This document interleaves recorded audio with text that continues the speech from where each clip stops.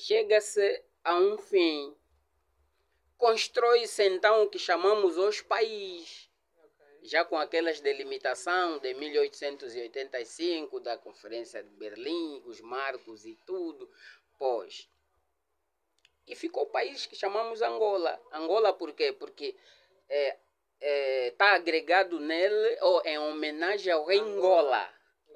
Sim, o rei Angola, o reino do Angola, né? Estamos a falar os Angolas todos, passou aqui vários Angolas, e todos aqueles que assumiam algum cargo de poder chamavam-se Angola. Então, ficou Angola, né? Na República Popular da Angola, porque o contexto ideológico na altura, não é? Apontava ali, tanto é que estamos a falar da República Portuguesa, né? Eles é que estão a nos uma espécie de induzir, ensinar. Então ficou República Popular da Angola, que durou até 1991. De 91, depois fizemos a primeira eleição legislativa e ficou então a República da Angola, né? Hoje temos um país já partidário, já com um regime político democrático, e eu não gosto muito de entrar nessa senda, mas estamos... um bocadinho disso, íamos, por exemplo, para questões ainda de literatura. Nós, enquanto crianças, ou vamos falar de jovens que tenham entre 30, 35, 40, crescemos, por exemplo, a ler alguns poemas de Neto a nível de literatura nas escolas. Não Sim. sei se ainda hoje continua a se fazer sentir, pelo menos, os poemas que nós conhecemos como Caminho do Mato e Havemos de Voltar. Acha que a questão da literatura e ensinamento não só de Neto, de Agostinho Neto, como o Maenga Chito e muitos outros escritores, deveriam ser tidos e principalmente lembrados para se começar a se ensinar às crianças já desde tenra idade? Sim, porque o que é que estamos a ver?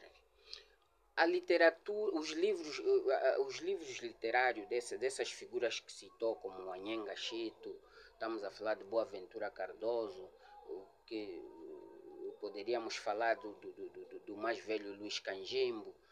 Essa literatura, esses textos é que seriam adaptados, mas adaptados mesmo para, principalmente os textos os livros de leitura.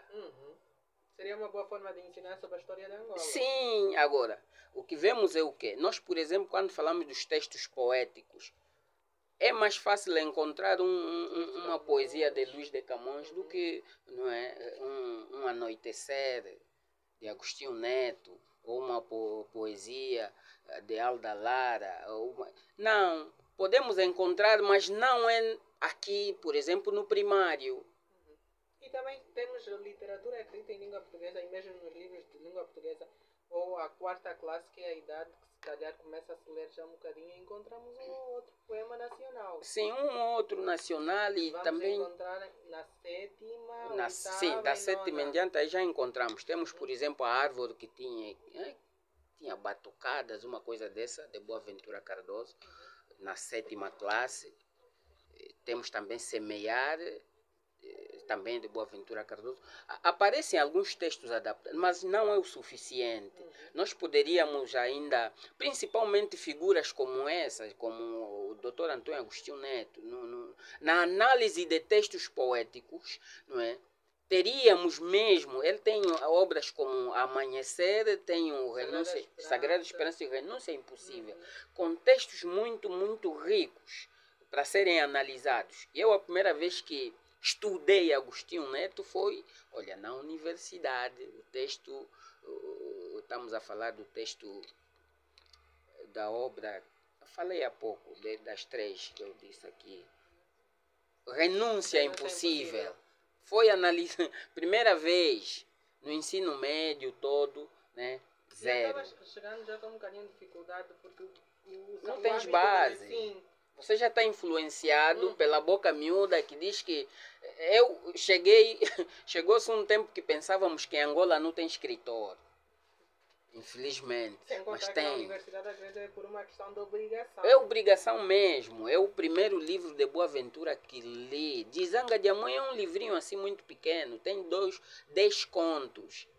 Foi por obrigação do professor. Uhum. É mesmo assim que funciona, Sim. também nas instituições. Sim. É mesmo assim que funciona. Quem não ler Quem aquele não livro, comprar, não se vai quem não entrar. comprar, e tínhamos a obrigação de fazer uma recepção. Uhum, assim mesmo. Pois, você lia o livro e depois resumia em 5 páginas. Era a prova do professor. Então fomos obrigados. Mas eu quando li o Dizanga de Mãe de Boaventura Cardoso, não. Aquilo, né? No meu caso foi quem me dera ser Onda e Manana. O Manana do Anhenga Chico. Manana é uma história de... Sim. Olha, você um dia se tiver a oportunidade de ler a obra do Oscar Riba, Ecos da Minha Terra, vai se maravilhar. O Praga, então, é um conto lá, a Praga. Olha, aquilo é tipicamente a angolanidade presente. É isso que Agostinho Neto faz. Se fores analisar os textos dele, não é?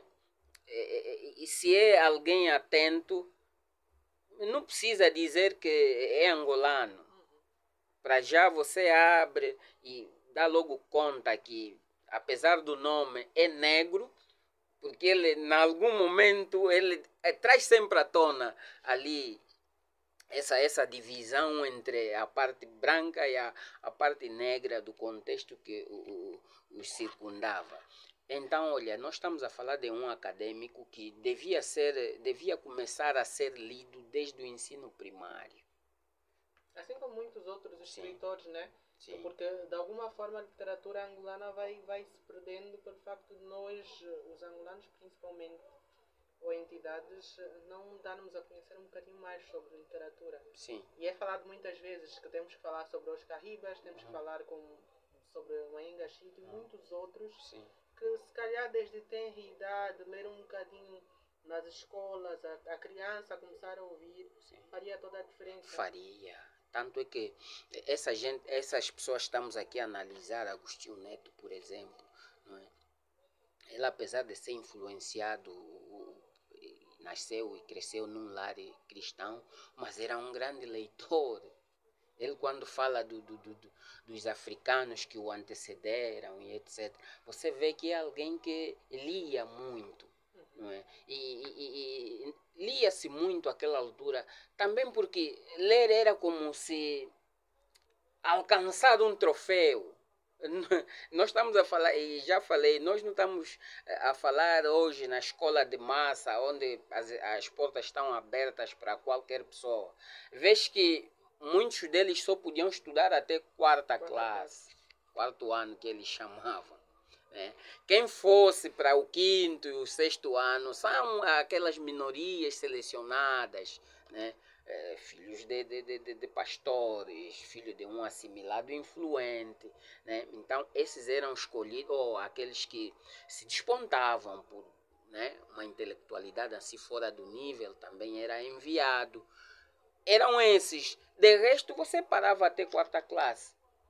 Então, quando você descobria, aliás, aprendia-se a ler muito tarde, adultos, né? E até eu também fui vítima ainda disso, porque acho que era com 12 ou 11 anos comecei a ler, porque fui à primeira classe com acho que uns 9 anos, né? Tudo por causa do contexto geopolítico, tive que sair do interior para aqui. Então, ler para mim era como se fosse um sonho. Quando comecei a ler, eu lia tudo. Então, eles eram assim. Você encontrava um mais velho assim no bairro que pendurou uma caneta. Você via como alguém muito extraordinário, que normalmente era um professor ou um pastor no bairro. Não era qualquer pessoa que lia. Por isso é que hoje, a pergunta, e eu às vezes brinco com os estudantes na faculdade, eu pergunto, sabe ler? E a pessoa se irrita. Essa já foi uma pergunta normal. O tio sabe ler? E você falava se sabe ou não. também por não saberem ler naquela altura, por exemplo, se viesse alguma carta, era necessário Sim. que outra pessoa traduzisse. Se não soubesse, poderia traduzir de uma forma Sim, transmitia contrária. óbito, Uhum. transmitia em verdade, né? Então, estava lá no canto do bairro, a casa do professor ou do pastor. Tem um livro que fala sobre essa questão, já não me recordo aqui qual é, mas que a informação era uma e foi transmitida uma outra porque